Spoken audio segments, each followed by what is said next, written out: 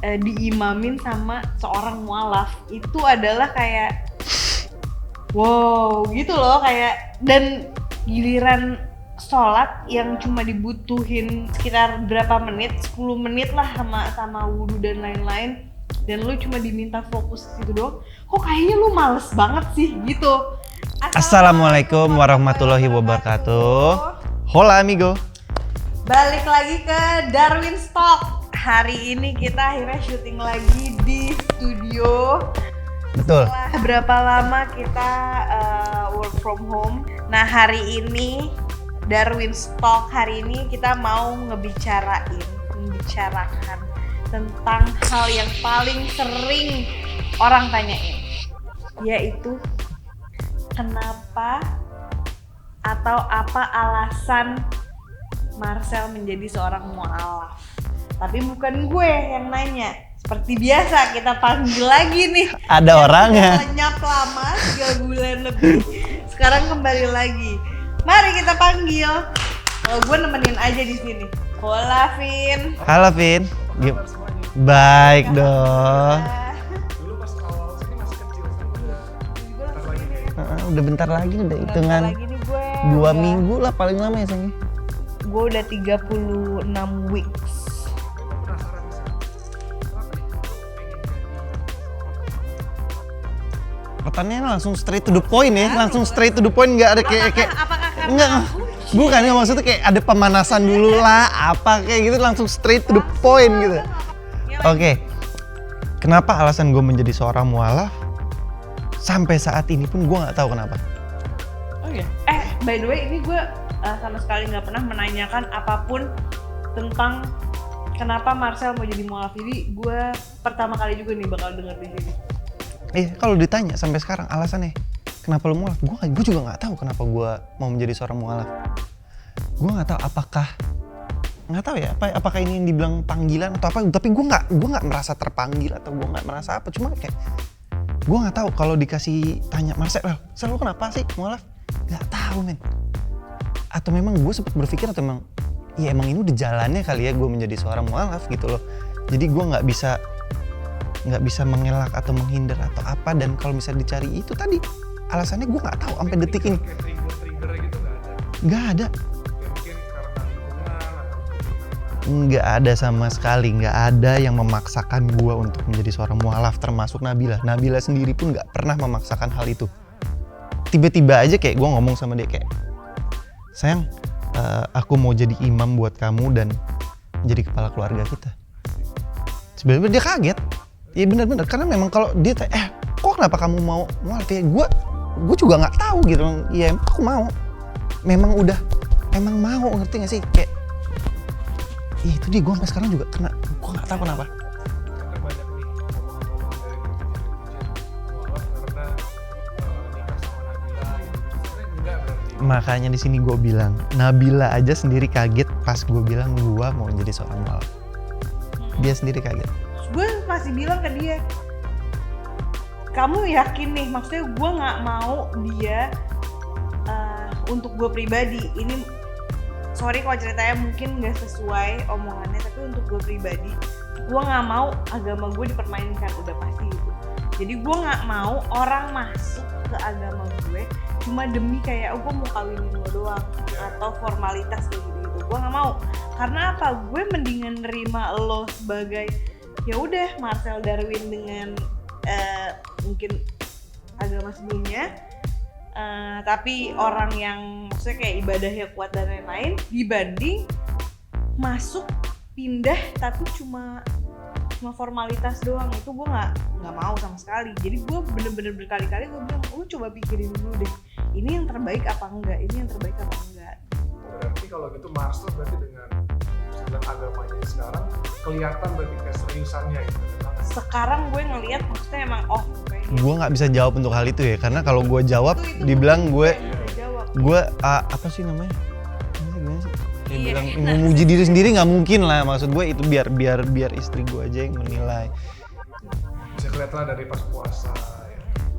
Bahkan bukan dari puasa, jadi pas dia pertama decide untuk kayak aku mau jadi seorang muslim gitu, terus gue sejak dia ketemu sama Om Eja ya. Jadi yang bikin yang nuntun dia mualaf itu om gue sendiri, Kak Reza.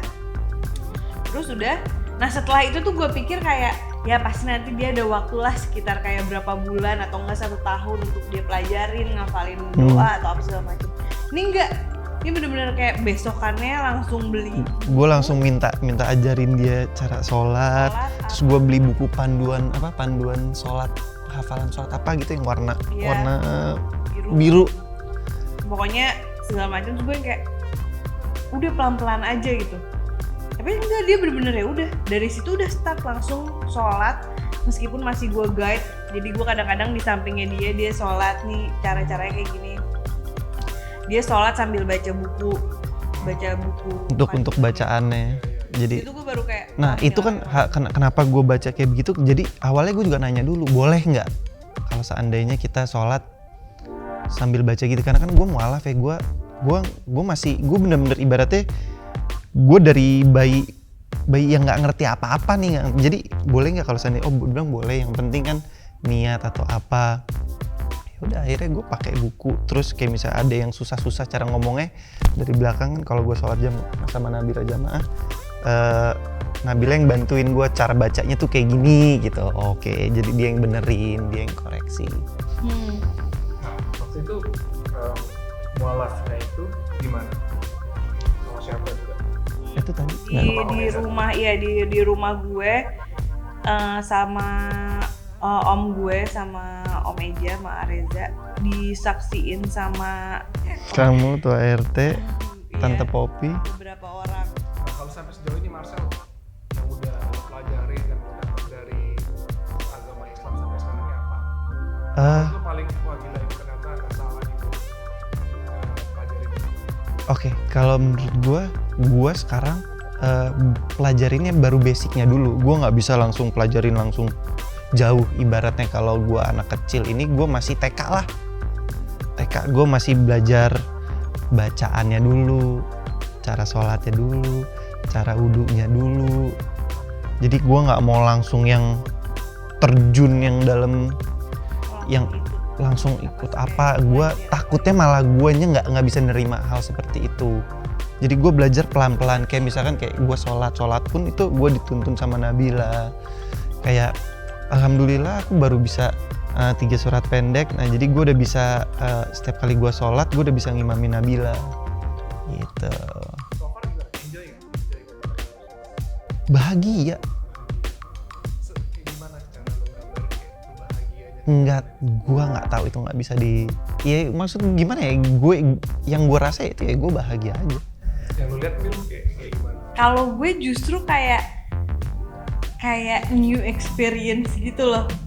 Ini kayak selama ini gue tuh di keluarga yang lumayan, maksudnya kayak ayo sholat, ayo ini apa segala macam gitu. Terus tapi sama orang-orang yang ya maksudnya keluarga gue yang memang udah terlahir muslim, terus yang lumayan kuat, terus gue sholat apa segala macam selalu dibimbing sama orang-orang yang maksudnya yang emang udah mengerti. Nah kali ini gue diimamin sama seorang mualaf, itu adalah kayak wow gitu loh, kayak dan apa yang dia lakuin. Jadi kadang-kadang gue sholat, gue emang lo harus khusyuk kan, iya gitu.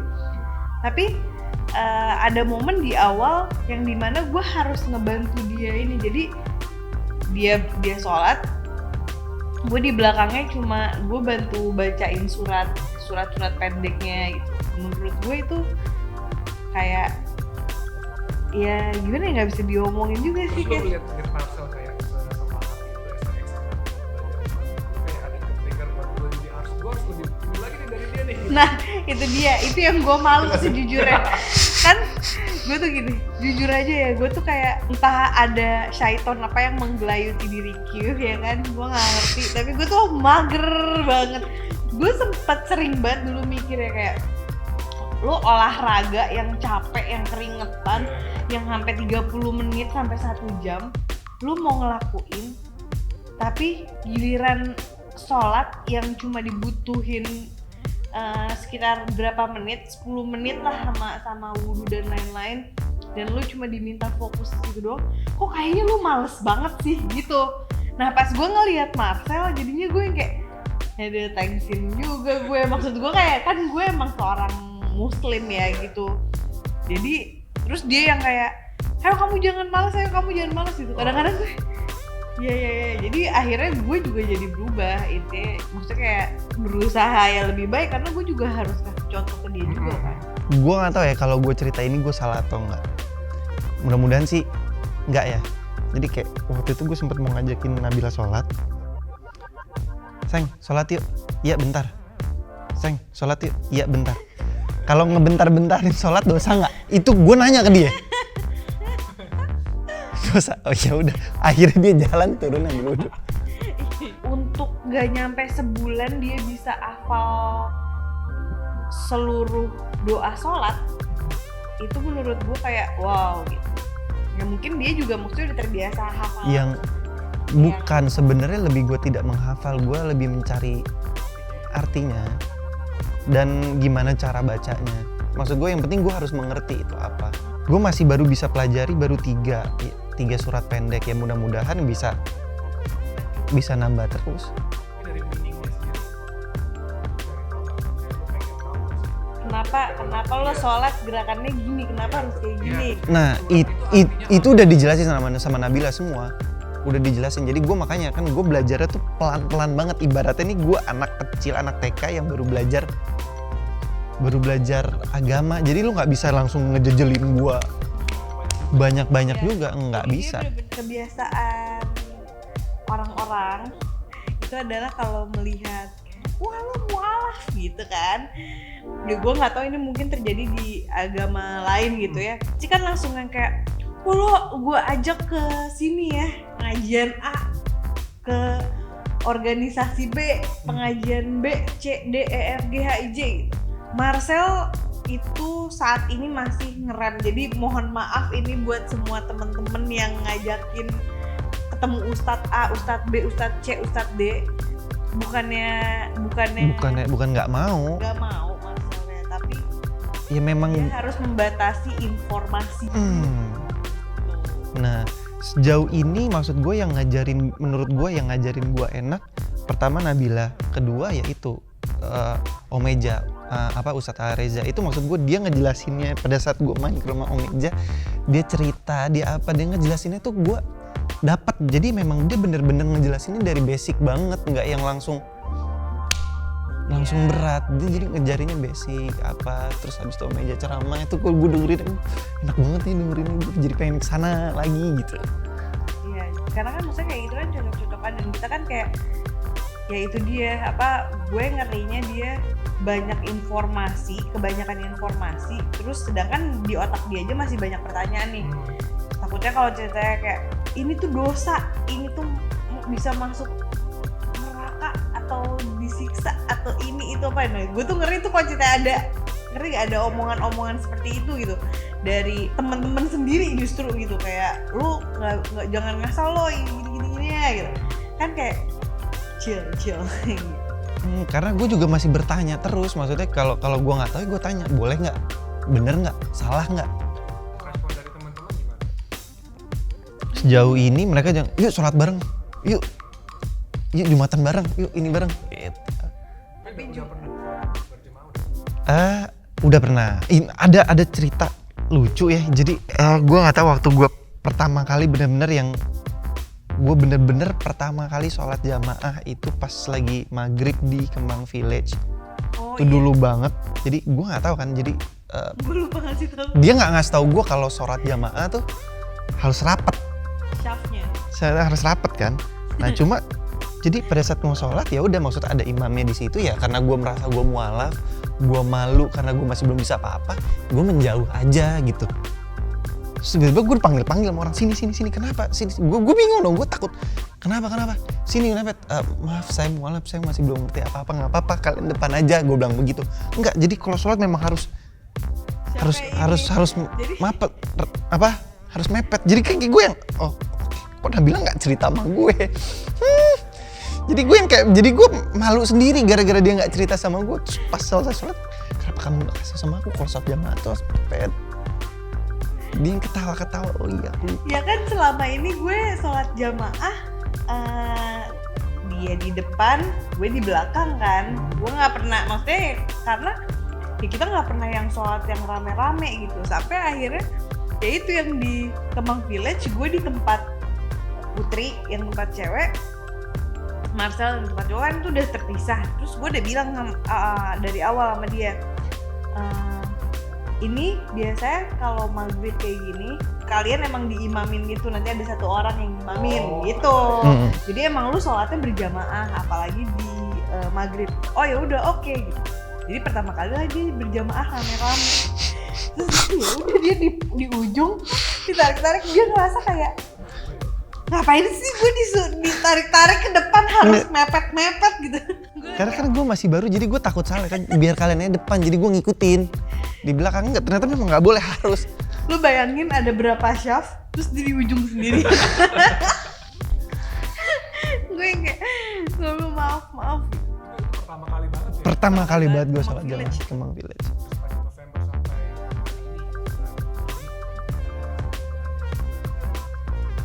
Oh, cara makan dulu deh. Iya.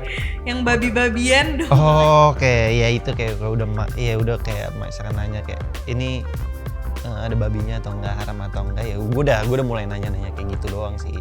Terus paling gue perubahannya adalah rumah gue kan deket musola ya, jadi tiap kali kalau ada buat azan untuk sholat untuk apa, jadi kayak azan nih kayak gini nih, azan, wah kayak gue mau ntar-ntarin sholat takut dosa, jadi gue langsung gitu loh. Perubahannya paling itu doang. kayak ada alarm sendiri kan? Ada alarm sendiri. Malah waktu itu gue sempet kebangun, waktu itu aku udah sempet Subuh ya? iya subuh. Akhirnya gue bisa sholat 5 waktu, kebangun subuh gara-gara azan. Nggak, beratnya adalah lu tiba-tiba lagi tidur kedenger nih, lu mau dosa ya bangun deh. Kalau kedenger dosa bangun deh. Kan gitu udah udu apa segala macam. Tapi kan benar-benar kita kan harus bener, jadi nggak boleh yang ya udah. Jadi sebelum itu kita duduk dulu, sadarin diri dulu dikit, kucak-kucak mata dulu dikit, baru udu yang benar, baru sholat yang benar. Habis itu udah nggak bisa tidur lagi, sampai 6:30 pagi baru tidur. Ini bentar lagi Nabila bulan depan ya? 2 minggu lagi lah, 2 minggu lah kan. Kan biasanya ada mahir tuh jadi Kalau dibilang hafal belum, tapi lagi gue pelajari. Jadi gue juga nggak mau salah-salah ya. Harus bener lah, maksud gue jangan cuma gue hafal doang tapi gue tidak mengerti maksudnya gitu loh. Lebih baik gue mengerti maksudnya dulu baru gue hafalin. Tapi Gitu. ada hal kocak gitu. Jadi Nggak usah dibahas lah.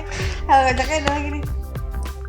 Aduh, kok aku nggak hafal-hafal. Jadi selama ini dia lagi ngafalin azan nih.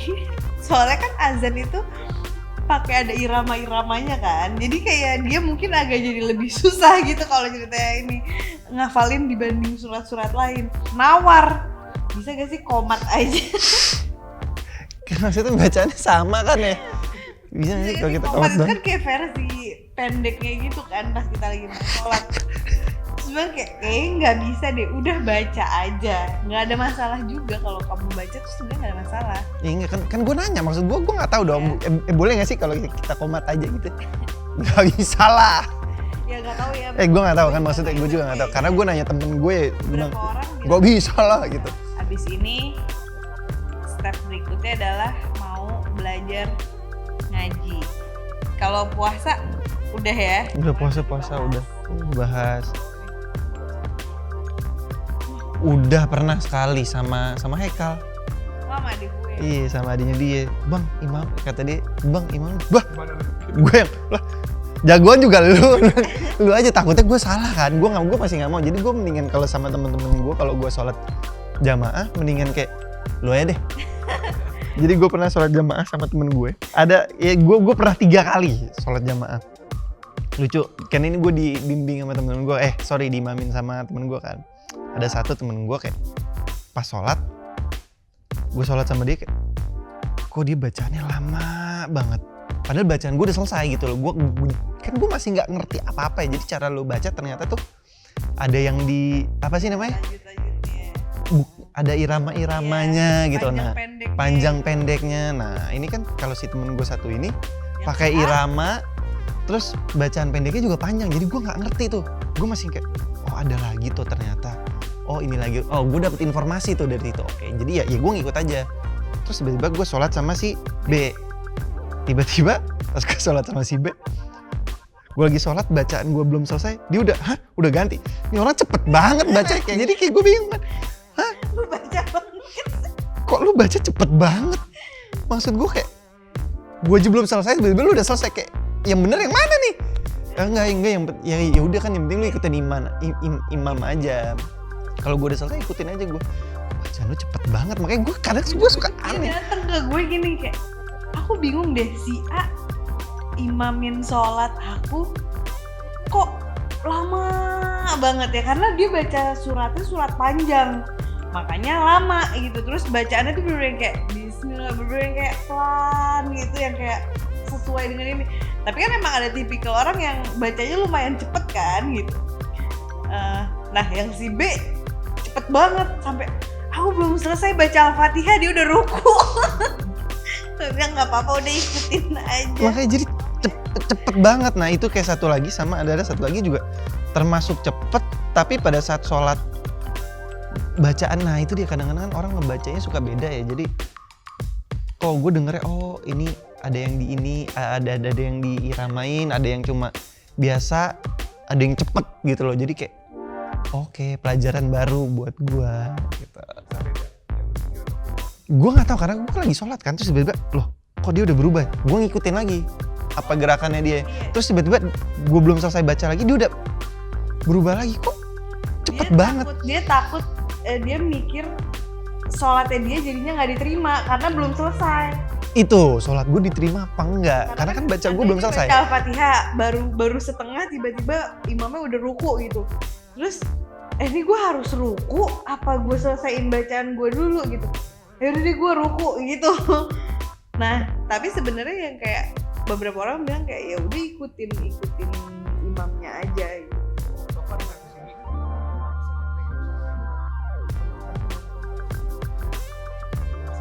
Kalau aku sih paling minta tolong di kalau misalkan pengertiannya aja sama informasi lah, kalau misalkan cara yang lebih benar dan lebih baik seperti apa, itu aja sih. Marcel itu belum bisa nerima informasi yang terlalu banyak, intinya kayak gitu. Jadi dia sekarang lagi pelajarin tuh bener-bener step by step, karena ya itu yang kita takutin kalau dia nerima banyak informasi yang takutnya ada yang valid, nggak valid atau apa segala macam, dan setiap orang punya pemikiran beda-beda, itu bisa pengaruhin Marcel sendiri. Jadi paling pesan kita ya maksudnya buat teman-teman, buat netizen juga nih yang nonton, harap dimaklumi bahwa kita berdua, gue pun itu juga masih belajar banget. Marcel lebih belajar lagi gitu. Jadi kita berdua lagi belajar lah untuk mendalami Islam, agama kita, dan maksudnya semoga ya jadi lebih baik lah ke depan. Amin. Dan yang penting Marcel enjoy yang jalan. Betul. Itu paling penting. Thank you yang udah nonton Darwin's Talk. Oh ini mau closing aja? Mau closing aja ya nggak apa-apa. Terus aku pengen bilang jangan lupa like, comment, share, and subscribe. Udah, kita closing dulu kan? Ya udah itu kan. Udah. Oh udah, ayo udah. Bye.